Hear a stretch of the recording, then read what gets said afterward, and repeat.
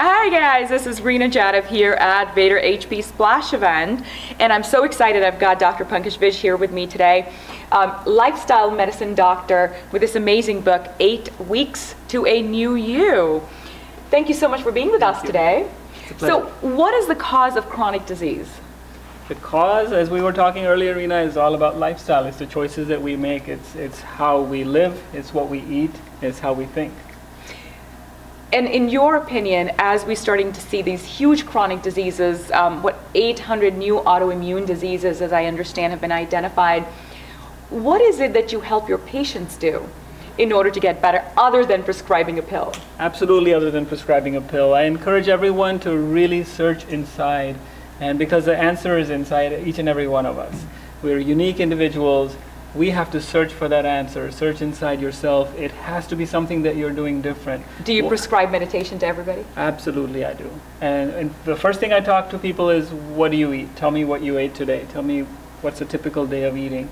And surprisingly, most people eat the same things over and over again. So true. And so we start with that. I talk about exercise, I talk about meditation, and I talk about sleep, because those are the master levers of health. And when they're out of balance, those are the causes of disease too. Absolutely.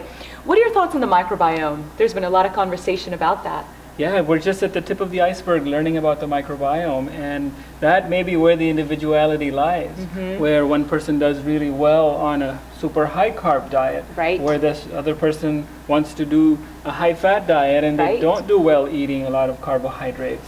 You know, micronutrients make a difference. Some of us are really good at absorbing folic acid and B12 and choline from broccoli. Someone else might not do that, and they need to eat egg yolks. So each one of us is different, and the answer to that lies in the microbiome. It's how these trillions and trillions of friends that we have living within us are whether they're working with us or are things out of balance there. And it's so interesting. I mean, Ayurveda talked about the gut. So many other folks talked about the gut thousands of years ago.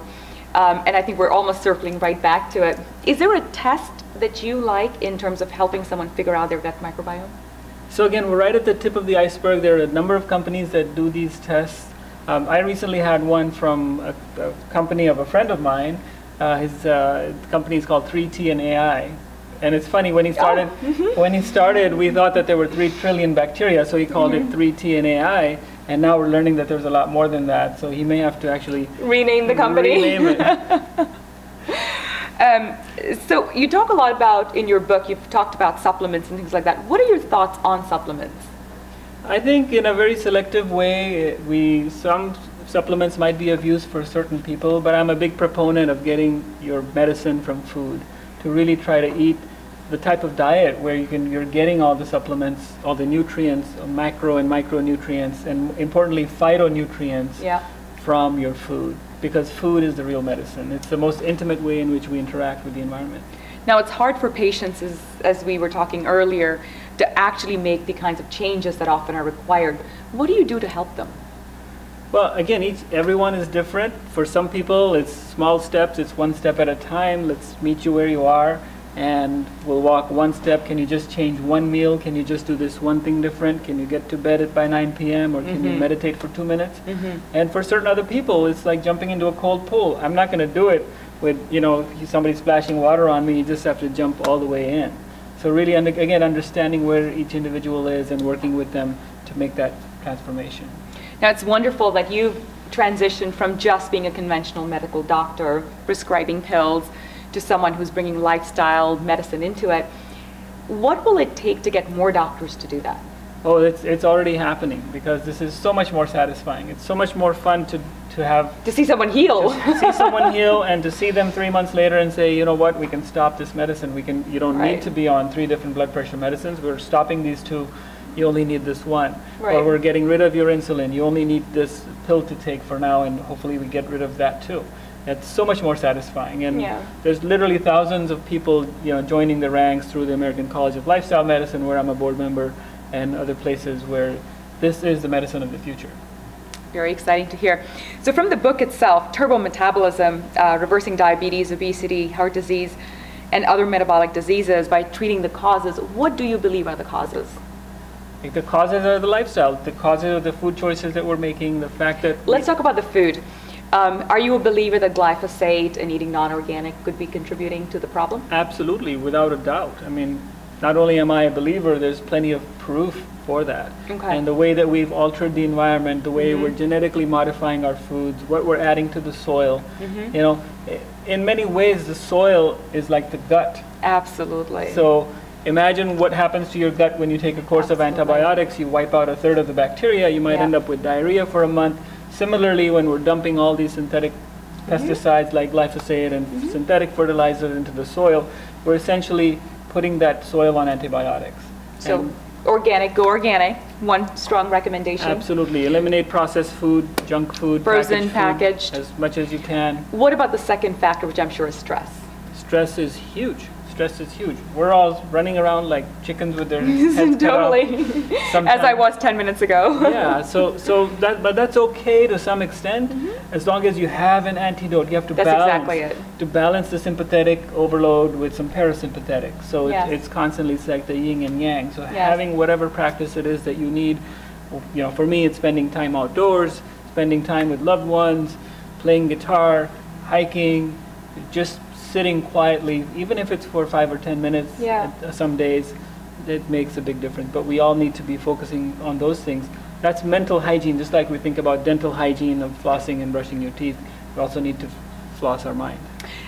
It's so important, something you mentioned, it's all about stillness. In fact, I was at another meeting earlier today, and we were talking about the challenges that people face in doing things like a meditation or finding time to hike. You know, someone would say, well, I don't have time to hike, or I don't have time to do all these 20 things. And we came up with the concept of just stillness.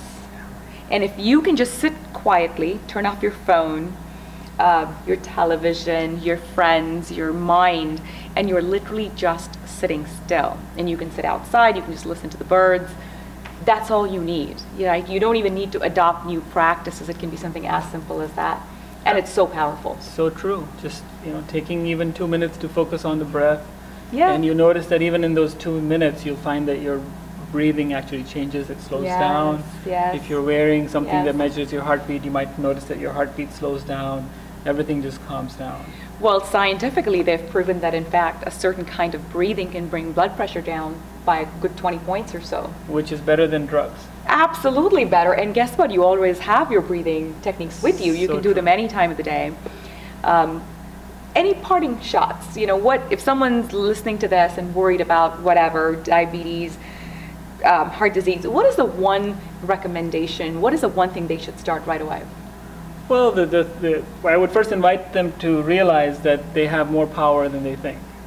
In fact, they have all the power. They have all the power. Doctors don't heal you, you heal yourself. You heal yourself. So realize that power that's within you, and then make yourself a priority. Love yourself. Make your own health a priority, because you're only here for a short time. And if you want to have a good life, you want to have a good quality of life, you really need to take care of this house, this home, this machine that you live in, and do whatever it takes to get there. There's a beautiful quote which said, if you don't take care of this body, where will you live? And you've just underscored that. So people, take care of your body, make time, it's a priority. Thank you so much. Thank you, Reena. It's been a pleasure.